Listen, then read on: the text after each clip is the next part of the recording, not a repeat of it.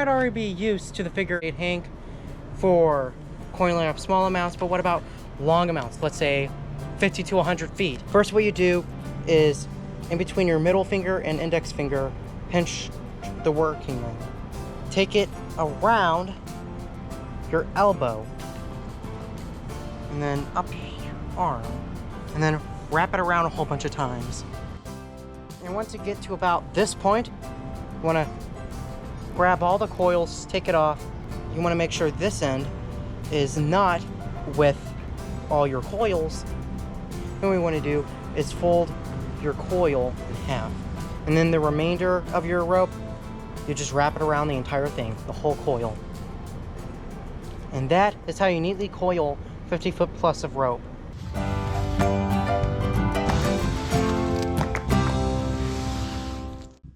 Now what we're going to do is we're going to tie our ridgeline. And for that, we're first going to need to tie a bowline knot. Now what we want to do is we want to go on around the left side of the tree. Now what we do is we take the remainder of our paracord and make it go through the loop of the bowline knot, and now we have a second loop.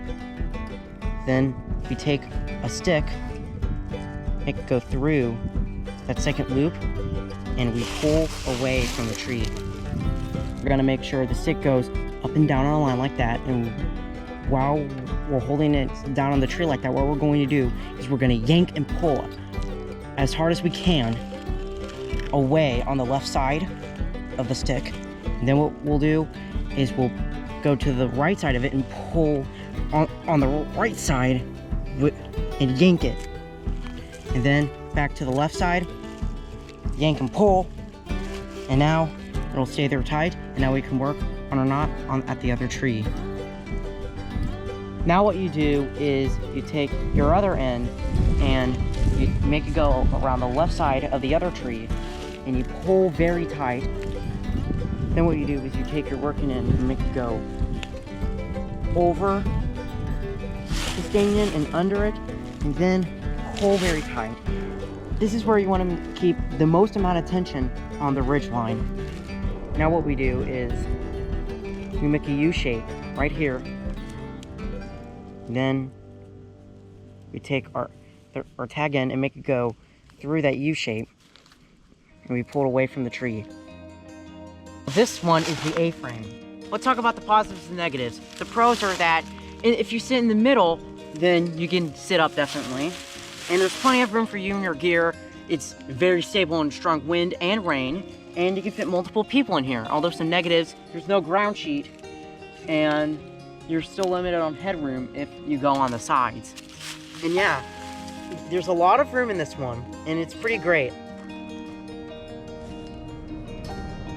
What use could some dryer lint have? Well, dryer lint could be very useful because it's flammable.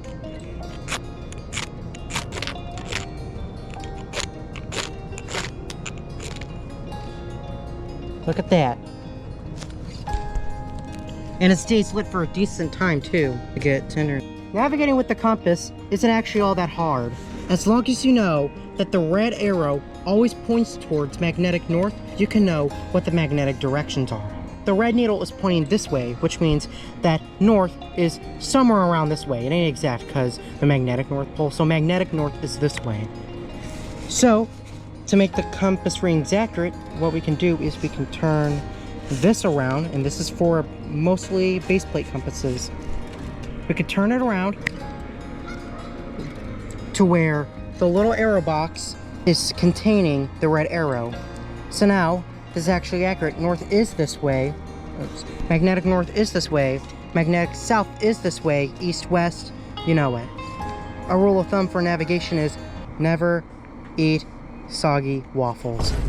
And if you're all like, I already know that, then here's another tip. Keep metal things away from the compass, or else it'll mess up the navigation. See, here is this knife. It's messing up the navigation. See, it's going back.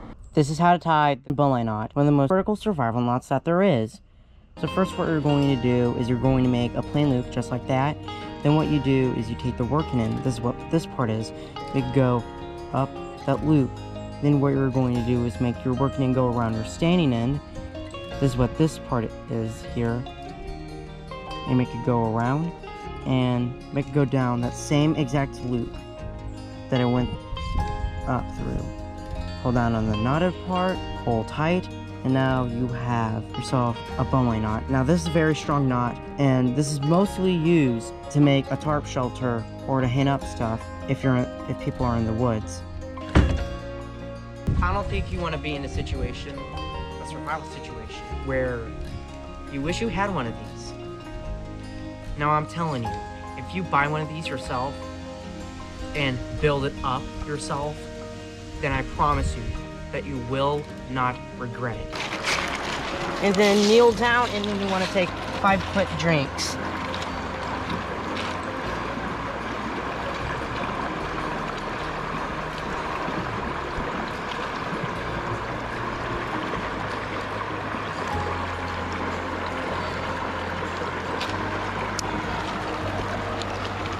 I got water from that.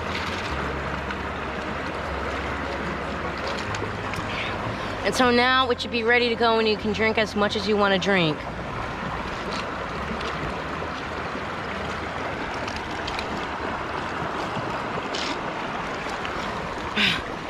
That was pretty refreshing. What's that? It's just some trash in the creek. Just trash? I drank out of that water. It's probably fine. It's gonna be a big pain to put this back in that small bag, isn't it? No, it isn't. And here's why. First, what you want to do to properly fold this thing is you want to grab the middle of both of the sides. Then you bring the sides together like this. Then try to make the sides evenly folded. And then what you want to do is you want to search for the very middle of the tarp. Some tarps have a tile point in the very middle. Okay, I found it. It's right here. Now what you want to do is you want to pull it out. Just like that. Lay it down again. And do the same thing. When it's small enough, what you want to do is you want to fold it down as much as possible.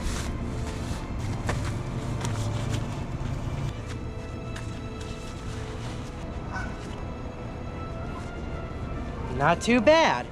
Now, you may still have a little bit of trouble doing it, even with this technique, and it probably will take some practice to master it, but after you've learned it and done it for a bit, works like a charm. To tie the clove hitch, what you want to do is you want to take your working and make it go around the thing you're tying it to.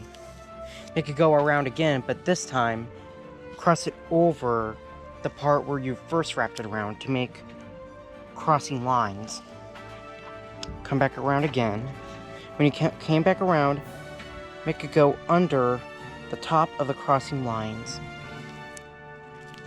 Hold tight on both ends. You got yourself a clove hitch. Now this knot is very good for practicing ridge lines if you don't know any of the fancy ridgeline knots. The bad news is that it can slip easy if you pull on it too tight. The good news is that you can fix that by tying a stopper knot. Now we have a loop. Now, what we do with our loops is we tie a Prusik knot. Prusik knot tutorial linked below. What it's for is when you hold it down with your fingers, it should move around very easily, but when you pull it down with tension, it's a bit harder to move it. And sometimes not even at all, depending on how tight you tied it. Now what we do is we tie or clip this to the tie-up points of the tarp shelter, and you got yourself a Prusik knot tied to the tie-up point.